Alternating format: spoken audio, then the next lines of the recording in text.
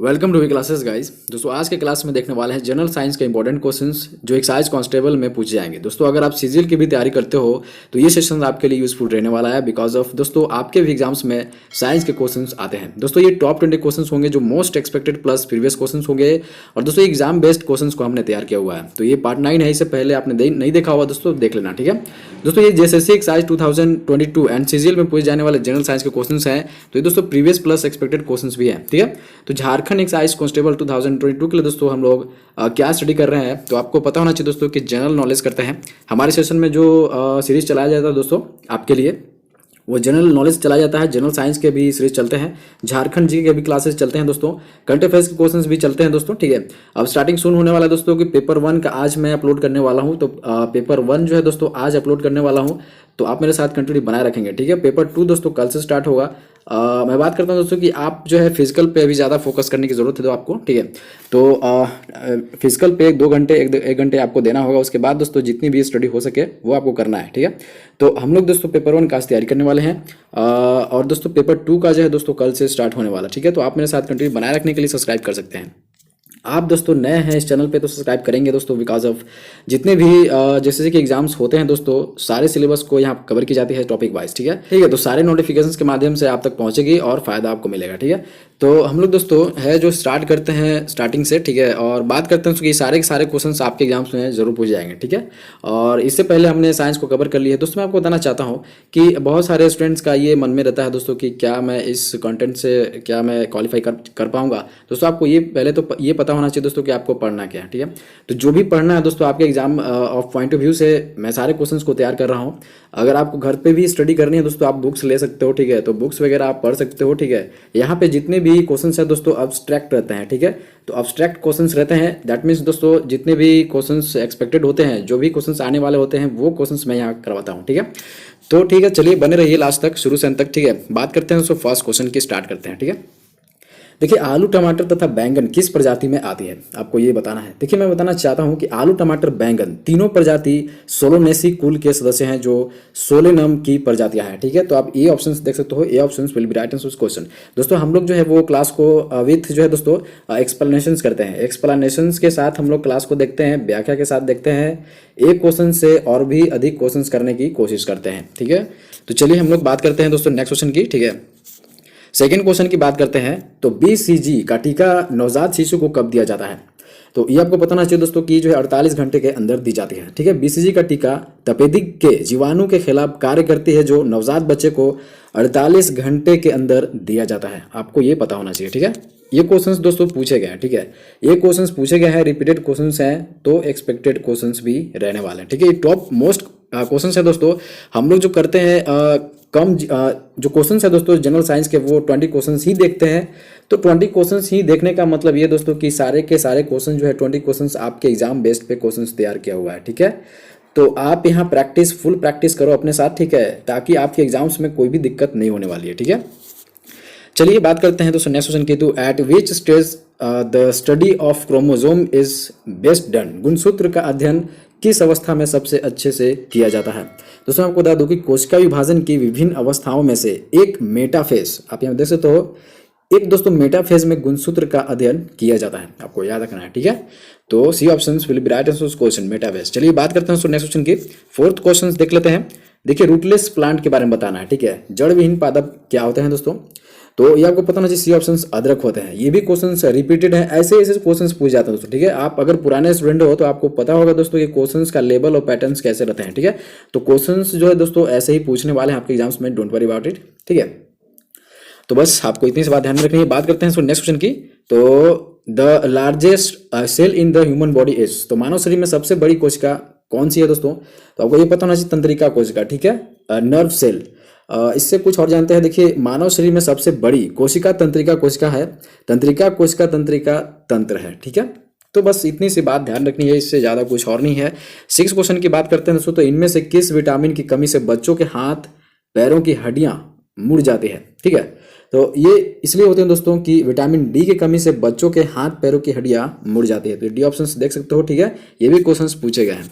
बात करते हैं 7th क्वेश्चन की दोस्तों। तो पाचन में प्रोटीन किस में परिवर्तित होता है। What is converted into protein in digestion, ठीक है। तो इसमें जो है दोस्तों आपको याद रखना चाहिए कि वसीय अम्ल, ठीक है, फैटी एसिड्स, ठीक है। तो दोस्तों आपको ये पता होना चाहिए कि पाचन प्रक्रिया में 3 मुख्य खाद्य अवयवों प्रोटीन, कार्बोहाइड्रेट एवं वसा का पाचन होता है। 3 अवयव आपको याद रखना है, ठीक है। 3 अवयव आपको याद रखना है, क्या पाचन होती हैं। तो आपको याद रखना है दोस्तों कि प्रोटीन्स, ठीक है, पहली बात तो है प्रोटीन्स, फिर है दोस्तों कार्बोहाइड्रेट, और फिर है दोस्तों वसा, ठीक है, फैट्स। तो ये सारे के सारे आपको याद रखना है दोस्तों कि याद रखना है कि प्रक्रिया में, इस प्रक्रिया में दोस्तों, पाचन की प्रक्रिया में 3 मुख्य खाद्य अवयव हैं, ठीक है। तो ये बस इतनी सी बात ध्यान में रखनी है। 8 क्वेश्चन की बात करें दोस्तों, व्हाट इज रेस्पिरेशन, ठीक है, श्वसन क्या है दोस्तों, आपको ये बताना है। देखिए, श्वसन एक ऑक्सीकरण क्रिया है जिसके द्वारा कोशिकीय स्तर पर भोज्य पदार्थ ऑक्सीकृत होते हैं। तो ऑक्सीकरण क्रिया आपको याद रखना है, ऑक्सीडेशन रिएक्शंस, ठीक है। तो श्वसन ये होते हैं, ये भी क्वेश्चंस पूछे गए हैं। चलिए बात करते हैं 9th क्वेश्चन की दोस्तों।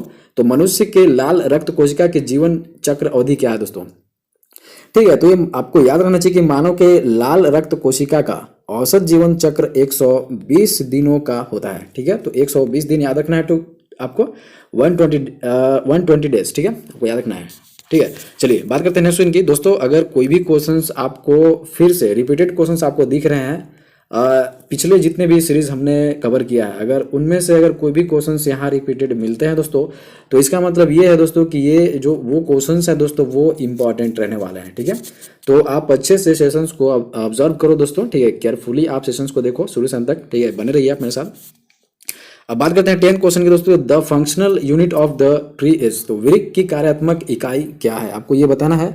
देखिए, नेफ्रॉन उत्सर्जन तंत्र जो वृक्क होता है दोस्तों, इसकी संरचनात्मक एवं कार्यात्मक इकाई है, ठीक है। तो आपको 10th का सी ऑप्शन देख सकते हो, नेफ्रॉन, ठीक है।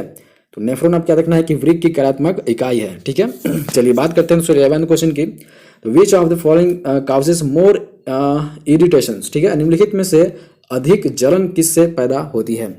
तो सी ऑप्शन देखते हो भाप से, ठीक है, आपको ये पता होगा स्टीम से। आप कभी भी दोस्तों आप देखते होंगे कि अगर आप खाना बना रहे हो या कुछ भी वेपर होते हैं, वाष्प होते हैं दोस्तों, स्टीम होता है दोस्तों, वो जब निकलता है तो आपके हाथ में वो टच करता है। तो टच करने से आपको जिस तरीके से आग को छूने के बाद और वेपर को, स्टीम को छूने के बाद जो कंपेरिजन्स होती हैं दोस्तों, वो भाप में सबसे ज़्यादा होती है, ठीक है। तो आपको याद रखना चाहिए। और भाप से अधिक जलन पैदा होती है क्योंकि भाप में अधिक उष्मा वाष्पन की गुप्त उष्मा के रूप में पाया जाता है, ठीक है। तो गुप्त उष्मा जो है दोस्तों, गुप्त उष्मा इसमें होती है, तो इसलिए दोस्तों अधिक जलन इससे पैदा होती है, आपको याद रखना चाहिए, ठीक है। और चलिए बात करते हैं 12 क्वेश्चन की। तो at what temperature does water turn into vapour, किस तापमान पर जल वाष्प में परिवर्तित हो जाता है। तो आपको याद रखना दोस्तों 373 केल्विन, ठीक है। और ये भी याद रखना दोस्तों कि 373 केल्विन जो है दोस्तों 100 डिग्री सेल्सियस, ठीक है, 100 डिग्री सेल्सियस टेम्परेचर पर जल वाष्प में परिवर्तित होते हैं, ठीक है। बस इतनी सी बात ध्यान में रखनी है। और 30 क्वेश्चन की बात करते हैं, ठीक है। तो 13 क्वेश्चन है दोस्तों कि the wave form of A signal is studied by, तो किसी सिग्नल के तरंग रूप का अध्ययन किसके द्वारा किया जाता है। तो बी ऑप्शन देखते हो ऑसिलोस्कोप, ठीक है, ऑसिलोस्कोप के द्वारा की जाती है, आपको पता होना चाहिए, ठीक है। और दोस्तों ऑसिलोस्कोप एक इलेक्ट्रॉनिक उपकरण है, ठीक है, इलेक्ट्रॉनिक उपकरण है, ठीक है, ऑसिलोस, ठीक है। तो इलेक्ट्रॉनिक उपकरण है जो इलेक्ट्रॉनिक सिग्नल को तरंग के रूप में प्रदर्शित करता है, ठीक है। चलिए बात करते हैं नेक्स्ट क्वेश्चन की। तो 14 क्वेश्चन देख लेते हैं कि the colour of an ocean appears to be blue because the rays of the sun falling on it, तो किसी समुद्र का रंग नीला प्रतीत होता है क्योंकि उस पर पड़ने वाली सूर्य की किरणें क्या होती है दोस्तों। तो ये हमेशा आपको याद रखना है दोस्तों, ये परिकिरणन हो जाती हैं, ठीक है। तो आपको याद रखना दोस्तों कि किसी भी समुद्र का रंग जो है दोस्तों नीला प्रतीत होता है क्योंकि दोस्तों गेट्स स्कैटर्ड जो दोस्तों इस पर पड़ने वाली सूर्य की किरणें होती हैं, तो इस कारण से आपको याद रखना है, ठीक है। चलिए बात करते हैं 15 क्वेश्चन के दोस्तों, ठीक है। 15 क्वेश्चन में कि sound can not pass through, तो ध्वनि नहीं गुजर सकती है किसमें, आपको ये बताना है, ठीक है। तो डी ऑप्शन तो निर्वात में, ठीक है, फ्रॉम ए वैक्यूम, ठीक है। तो फ्रॉम ए वैक्यूम दोस्तों ध्वनि की जो है दोस्तों साउंड जो है पासेज नहीं हो सकती, ठीक है। और इसमें दोस्तों ध्वनि तरंगों के संचरण के लिए किसी माध्यम की आवश्यकता होती है। आपको ये पता होना चाहिए दोस्तों कि मीडियम की जरूरत होती है साउंड की, ठीक है। तो साउंड चैप्टर आपने पढ़ा होगा दोस्तों, तो आपको पता होगा कि किसी न किसी चीज़ की माध्यम की जरूरत होती है साउंड को, ठीक है, ट्रैवल करने के लिए, आपको ये पता होना चाहिए। और इसलिए ध्वनि तरंगे निर्वात से नहीं गुजर सकती हैं, ठीक है। बात करते हैं दोस्तों नेक्स्ट क्वेश्चन की। बोलना चाहूँगा कि अब अगर आपको और भी अगर साइंस की मटेरियल्स आपको लेनी है दोस्तों, अगर आप आपने 10th पढ़ी होगी दोस्तों, ठीक है, 10th पढ़ी होगी साइंस की, ठीक है, तो साइंस 10th ही लेवल के आते हैं। जो भी अगर अच्छे तरीके से 10th कवर किया होगा दोस्तों, उससे कोई भी साइंस जो है दोस्तों छूटने वाले नहीं है। तो उनको ये पता नहीं होता है दोस्तों कि साइंस के जो क्वेश्चन है कैसे पूछ जाते हैं कम्पिटेटिव एग्जाम्स में जैसे के। तो आप जो है दोस्तों उसका जो है दोस्तों वो जानने के लिए आप मेरे चैनल पे कंटिन्यू बनाए रख सकते हैं कि आपको जो है क्वेश्चंस जो भी मिलेंगे दोस्तों वो एग्जाम बेस्ड क्वेश्चंस मिलेंगे, ठीक है। तो आपको और भी स्टडी मटेरियल्स करनी है तो वन लाइनर क्वेश्चंस कहीं भी साइंस का क्वेश्चंस मिले आपको वहाँ से गेन करना है, ठीक है। तो बस ऐसे ही इस तरीके से करते रहेंगे। मैं आपको बताना चाहता हूँ कि अभी जो है 2 महीने टाइम है आपके एग्जाम्स में, ठीक है, 2 से 2.5 महीने टाइम है। मान के चलते हैं कि 60 दिन, ठीक है। तो 60 दिन है, 20 क्वेश्चंस का सीरीज चल रहा है। तो दोस्तों मैं आपको बताना चाहता हूँ कि डेली अगर मैं अपलोड कर रहा हूँ दोस्तों तो 600-1200 क्वेश्चंस तो ऐसे ही हो जाते हैं 2 महीने में। इससे पहले हमने दोस्तों क्वेश्चंस को जो है और भी क्वेश्चंस हमने कवर करवाया है, तो बहुत सारे क्वेश्चंस हो जाएंगे दोस्तों। इनमें से बाहर आपसे पूछने वाले नहीं हैं, ठीक है। तो आपको याद रखना है, मेरे साथ बने रहिएगा। बात करते हैं सो कि नेफ्थेलिन का मुख्य स्रोत क्या है, what is the main source of naphthalene. तो ये जो है दोस्तों आपको पता होना चाहिए कि ए ऑप्शन देखते हो कोलतार, ठीक है, बिटुमेन में होता है दोस्तों, आपको पता होना चाहिए। और ये मुख्य स्रोत हैं, बस आपको याद रखना है। चलिए बस इतना ही। बात करते हैं 17 क्वेश्चन की दोस्तों। Which spacecraft brought man to the moon for the first time. किस अंतरिक्ष यान ने मानव को पहली बार चांद पर पहुंचाया। तो ये दोस्तों आपको पता होना चाहिए कि अपोलो था दोस्तों जो सबसे पहले ये पहला अंतरिक्ष यान था दोस्तों जो मानव को पहली बार चांद पर पहुंचाया था, ठीक है। और दोस्तों अपोलो अंतरिक्ष यान ने मानव को पहली बार चांद पर पहुंचाया था। यह अंतरिक्ष यान दोस्तों नील आर्मस्ट्रॉन्ग, ठीक है, आपको याद रखना है कि नील आर्मस्ट्रॉन्ग जो है दोस्तों 20 जुलाई 1969 को चांद पर पहुंचाया था, ठीक है। तो नील आर्मस्ट्रॉन्ग के द्वारा दोस्तों 1969 में 20 जुलाई 1969 में दोस्तों चांद पर पहुंचाया था, आपको याद रखना चाहिए, ठीक है। चलिए बात करते हैं 18 क्वेश्चन की।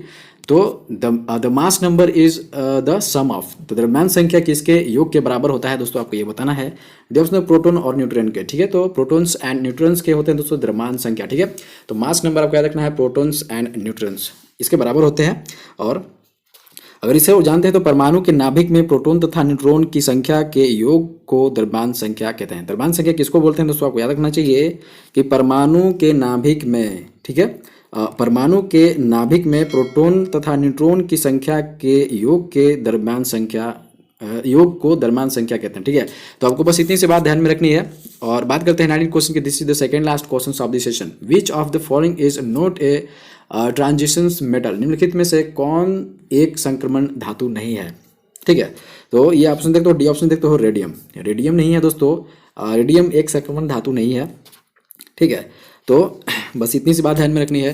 देखिए बात करते हैं दोस्तों कि आपको अभी जो है आपको इस बात पे ध्यान नहीं रखनी है कि सीट जो है हमारी कितनी है। सीट आपको पता होना चाहिए दोस्तों। अगर सीट के बारे में आप बात करते हैं कि हमारी जो है एक साइज में जो दोस्तों सीट कितनी है, तो जनरल की बात करें दोस्तों, देखिए जनरल की बात करें ना तो टोटल सीट मान लो कि 583 है, 583 है दोस्तों। तो इसमें से 50% जो आरक्षित रहती हैं वो जनरल के लिए रहते हैं।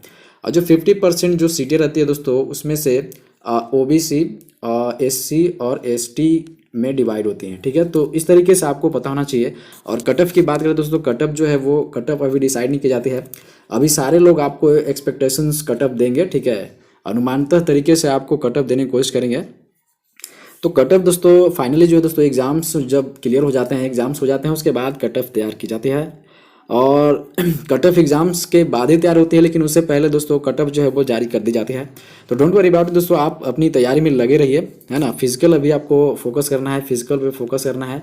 फिजिकल जिस दिन कंप्लीट हो गया, फिजिकल आपको देखिए फिजिकल जो है दोस्तों हर लोग मतलब हर स्टूडेंट से, हर आदमी से फिजिकल जो है दोस्तों बस की बात नहीं है, ठीक है। फिजिकल जो है दोस्तों हर किसी इंसान के बस की बात नहीं है।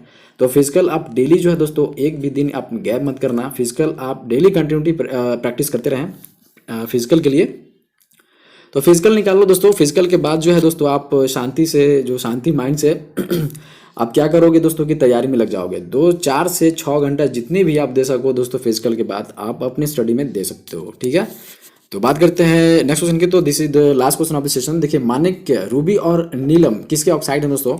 तो ये 20 के आप डी ऑप्शन देख सकते हो एल्युमिनियम का, ठीक है। तो एल्युमिनियम का आपको याद रखना है दोस्तों कि माणिक और नीलम एल्युमिनियम के ऑक्साइड हैं, ठीक है।